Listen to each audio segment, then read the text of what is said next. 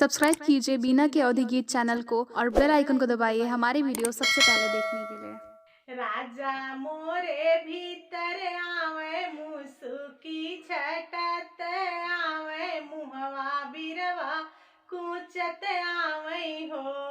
रानी अब तोरा दिन नीच काने बहिनिया बोलाई लाइती हो रानी अब तोरा दिन नीच काने बहिनिया बोलाई लाइती हो हमरे अड़ोसया है हमरे पड़ोसया है बूढ़ा हमरे घरे आहै हो राजा तू ही दुई भौरी बनाया दुई नौ जने खाई ले बई हो राजा तू ही दुई भौरी बनाया दुई नौ जने खाई ले बई हो रानी अब तोरा दिन नीच काने बहिनिया बोलाई लाइती हो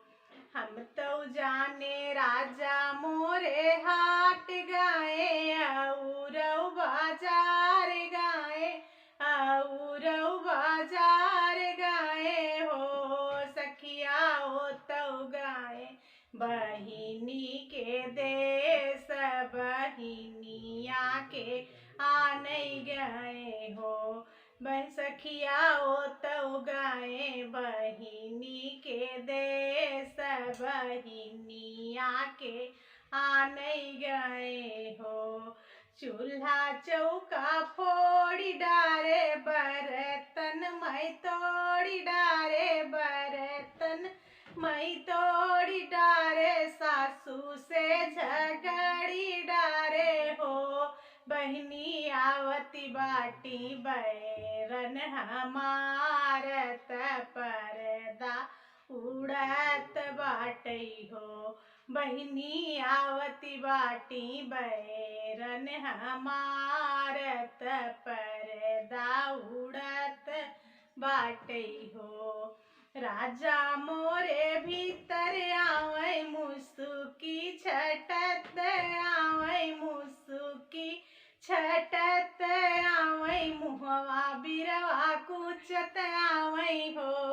रानी अब तोरा दिन नीच काने बहिनिया बोलाई लाइती हो